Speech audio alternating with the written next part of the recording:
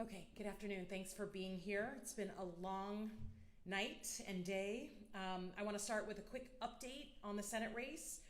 We obviously had a very late night here. There are still ballots being processed, but as things stand right now, we are very confident that when the votes are counted, we will be the senator-elect for the state of Michigan. We currently have a 19,000 vote lead approximately, with very few ballots left to be counted, and we hope to have official results by the end of the day. I have been so fortunate to stand here in front of you and to lead the team I've been leading, but I've also been fortunate in my past to do things like be a CIA officer, work overseas, work at the White House for 2 presidents, work at the Pentagon, and then be elected as the representative of the 7th District of Michigan. I'm so grateful that Michiganders have placed their trust in me and to follow in the enormous footsteps of Senator Debbie Stabenow to represent the state that I love. I want to thank again my family, my congressional team, my campaign team, and all the tireless volunteers that have worked so hard to get us to this point in the race. As I said last night, it takes a village to run a campaign like this, and I'm deeply grateful to the faith leaders, the elected officials, the unions, the advocacy groups who helped me and make this victory possible. I also want to congratulate the candidates up and down the ballot. It takes a lot to run for office, so I want to extend my gratitude to officials, to clerks, and to everyone who worked to make our democracy function here in the state of Michigan. I pride myself on being a learning human being. I like to learn. And over the last 20 months, I've been lucky enough to travel across the state and hear directly from Michiganders about the real struggles that they're facing in their communities, and I want to continue to hear from you. I pledged throughout this campaign that I wouldn't just turn up in election season, and that commitment remains. I will continue to show up, to listen, to show up again. When you call upon me, I will answer that call and I will act. So let me say as clearly as I can, whether you voted for me or not, you will always have an open door at my office. I will always hear you out. I will always be upfront with you about where I stand, because the truth is there are no monopolies on good ideas. My job as an elected official is to fight for Michiganders, Republicans, Democrats, Independents alike. That's the approach I've taken in Congress, and it's the approach I will continue to take, hopefully, in the Senate. I got into this race for 4 very specific reasons, but my core decision to run was the belief that the state must continue to be a place where anyone from anywhere can get into the middle class. No matter your background, no matter your zip code, that is fundamental. I think this is the existential issue of our time, and I think yesterday's results reinforce that.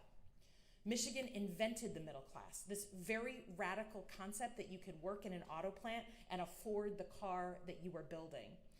At the end of the day, the math is just not mathing on the middle class. And I believe a strong middle class is fundamental to the stability and success of the United States. Given the extraordinary diversity that we have in our country, we must live up to the promise that anyone from anywhere can get into that middle class and beyond, or we're in trouble. So as your senator, my primary job will be to work every day to expand the middle class by creating jobs with dignity, attacking the costs that are eating the biggest bites out of people's budgets, and creating a tax policy that lets Michiganders keep more of what they earn. A major part of making the middle class work in Michigan is specifically bringing supply chains back home from overseas. We must make more essential items here in the United States. It's essential for our economic security and for our national security. And while manufacturing is not the only thing we do in Michigan, it is our specialty. And it will be my job to make sure that no nation has a veto on our economic security. I also ran to protect our kids from the things that are truly harming them. Gun violence, which has so personally touched Michigan and so personally touched me, opioid and drug addiction, and what I call the diseases of despair, mental health issues. But just as fundamentally, I ran for the Senate to protect our rights and our democracy, including what I now believe to be one of the fundamental flashpoint issues of our time, a woman's right to choose where and how she starts a family. A really long history of being well represented in the U.S. Senate by leaders who were known for their decency, for their integrity, for their grit. I am very cognizant of the fact that if everything works, on January 3rd, I will be stepping into the shoes of one really amazing leader, my dear friend and mentor, Senator Debbie Stabenow.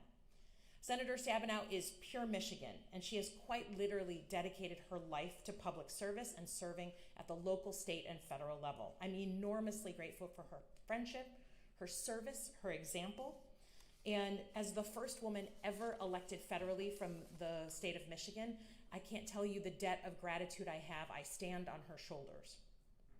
There are few leaders who have done more to pass the torch responsibly. And there's no question that for me, this marks a moment of generational change. If I have my facts right, I will be the youngest Democratic woman in the U.S. Senate. I will also be part of a new generation of elected leaders that cut their teeth in politics in the post-2016 era. And I want to follow that thread for a moment. I used to have no interest in running for office. I spent my life in national security, working for whoever was my commander-in-chief. But the tone and tenor of politics changed so significantly after 2016 that a generation of us across the country decided to run. And we bring with us a different approach. I believe to my core that leadership is about knowing what issues you must compromise on and knowing what issues you must never compromise on. This new generation isn't afraid to work across the aisle. It's our mandate, because we will always look for practical solutions, no matter which party they come from. Our first priority is to deliver for our constituents and the people we represent.